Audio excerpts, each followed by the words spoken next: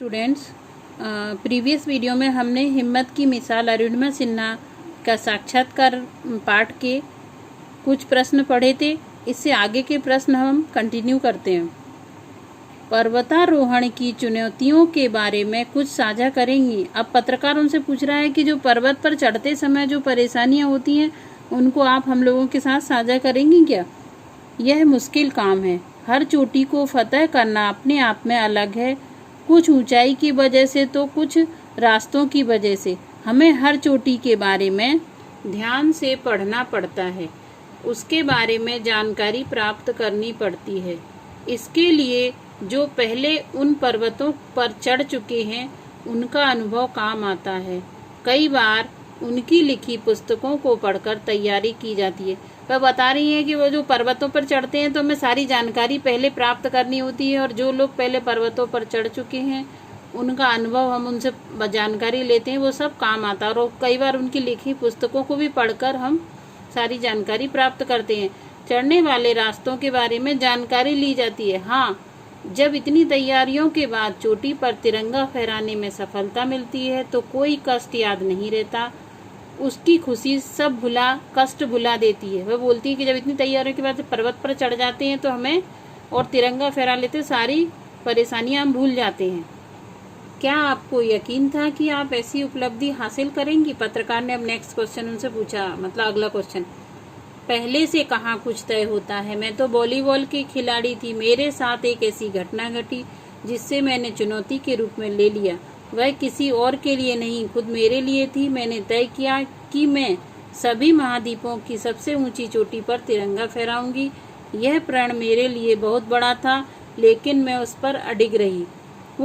उन्होंने कहा कि सारी चीजें पहले से तय नहीं होती। जब मुझे चोट लगी, मेरे साथ घटना घटी, उसके बाद मैंने तय किया कि मैं एक पर्वतारोही बनूंगी और 7 महाद्वीपों के सबसे ऊंचे पर्वत पर मैं तिरंगा फहराऊंगी। इस पूरी यात्रा में खास क्या रहा? पत्रकार ने पूछा उनसे। मेरी 52 दिनों की यात्रा रोमांच और खतरों से भरी हुई थी। खतरे तो होते ही हैं पहाड़ों पर। सब कुछ सपने के सच होने जैसा है। जब मैं माउंट एवरेस्ट फतह करके लौटी तो युवाओं में मुझे लेकर काफी उत्साह, जुनून था। मतलब नई पीढ़ी है ना जो, उनमें काफी जुनून था। उनका प्यार उत्साह बढ़ाने वाला था। उनके उत्साह से मेरा आत्मविश्वास काफी बढ़ा। मैंने तय किया कि यह सपना हर हाल में पूरा करना है। जब मैंने अपने मिशन के बारे में खुलासा किया तब लोगों ने मुझे पागल कहा, क्योंकि हर व्यक्ति दूसरों को पीछे खींचने की कोशिश करता है। जब उन्होंने पर्वत पर चढ़ने की कोशिश की तो लोगों ने कहा कि इसका तो एक पैर है, कैसे चढ़ेगी पर्वत पर। तब लोगों ने मुझे पागल कहा था। तब यह सब सुनकर बुरा लगता था, पर अब पागल कहते हैं तो अच्छा लगता है। अब क्योंकि जब उन्होंने सफलता प्राप्त कर ली तो उन्हें बुरा नहीं लगेगा ना उस चीज के बारे में, कोई कुछ भी कहता रहे। माउंट एवरेस्ट पर लाशें देखकर कैसा लगा? वहां पर क्या है, जो लोग पर्वत पर चढ़ते हैं उनको ऑक्सीजन खत्म हो जाती तो उन लोग मर भी जाते, बहुत सारे लोग इसको करते करते, मतलब चढ़ाई करते करते। जब मैं एवरेस्ट पर चढ़ रही थी तब पहले उसे पार करने की कवायद कर चुके लोगों की आधा दर्जन से ज्यादा पड़ी लाशें देखकर मेरे रोंगटे खड़े हो गए। क्या हो गया? बहुत सारी लाशें पड़ी देखकर उनके रोंगटे खड़े हो गए। कभी बर्फ उन्हें ढक देती तो कभी हवा के झोंके उन पर पड़ी बर्फ हटा देती। ऐसे मंजर का सामना मुश्किल था। उन्हें देखकर डर लगता था। कदम आगे बढ़ने से कतराते थे। बर्फ के नीचे दबी लाशें मार्ग की कठिनाइयों का वर्णन करती थी। यह सफर मुश्किल था लेकिन नामुमकिन नहीं। वहां पर बहुत सारी लाशें पड़ी थी तो उनको देख के उनको डर लगा, पर उन्होंने अपनी मंजिल पर वो धीमे धीमे आगे बढ़ती रही। अब पत्रकार ने उनसे नेक्स्ट क्वेश्चन किया। आपको बीच में से वापस आने को कहा गया था, आप आगे बढ़ती गई, इसके बारे में बताइए। उन्होंने पूछा आपसे कुछ मतलब उनके जो कैंप वालों ने बोला था कि वापस आ जाइए, जहाँ पहुंच गए वही ठीक है। पर्वत पर बहुत सी चुनौतियों का सामना करना पड़ता है, उसी में से एक चुनौती है ऊंचाइयों पर ऑक्सीजन का स्तर। वहाँ ऊपर ऑक्सीजन का सिलेंडर लेकर हमको चढ़ना पड़ता है। उनका क्या हुआ, जैसे जैसे मैं ऊपर चढ़ रही थी वैसे वैसे ऑक्सीजन भी कम होती जा रही थी।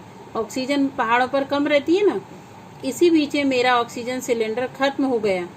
वह बहुत मुश्किल था। पर मैंने धैर्य नहीं खोया। कैंप से मेरे पास फोन आ रहे थे। जो टीम चढ़ती है उसके साथ उनके कैंप लगे रहते हैं अलग जगह जगह पर, और ये चढ़ने वाला व्यक्ति चढ़ता जाता है, उनका सारा सामान उनके पास रहता है कैंप वालों के पास, कि तुम वापस आ जाओ, जहां तुम पहुंची हो वो भी एक रिकॉर्ड है। उन लोगों ने कहा कि जो जहां पर पहुंच गई वो भी एक रिकॉर्ड बन जाएगा, क्योंकि आप विकलांग हो। पर मैंने तो मंजिल पाने की ठानी थी, बीच में कैसे रुक जाती। मैं बिना रुके आगे अपनी मंजिल की ओर बढ़ती गई और उसे पा भी लिया। आप युवाओं को क्या संदेश देना चाहेंगी, मतलब नई पीढ़ी को आप क्या संदेश देना चाहेंगी, पत्रकार पूछा। मैं तो बस इतना कहना चाहती हूँ कि परिस्थितियाँ बदलती रहती हैं, हमें अपने लक्ष्य से कभी भटकना नहीं चाहिए, बल्कि उनका डटकर मुकाबला करना चाहिए। जैसे कि अभी कोरोना काल चल रहा है, तो हमें ये थोड़ी है कि हम इस साल अपनी पढ़ाई नहीं करेंगे, हमारे लिए ये साल भी बहुत महत्वपूर्ण है और हमको अपनी पढ़ाई उसी तरीके से करनी है जैसे कि हम हर साल करते आ रहे हैं। हमें अपना लक्ष्य से नहीं हटना है। जब मैं हॉकी स्टिक लेकर जाती थी तो लोग मुझ पर हंसते थे, मेरा मजाक उड़ाते थे। मेरी शादी हुई, फिर तलाक हुआ, पर मैंने हार नहीं मानी।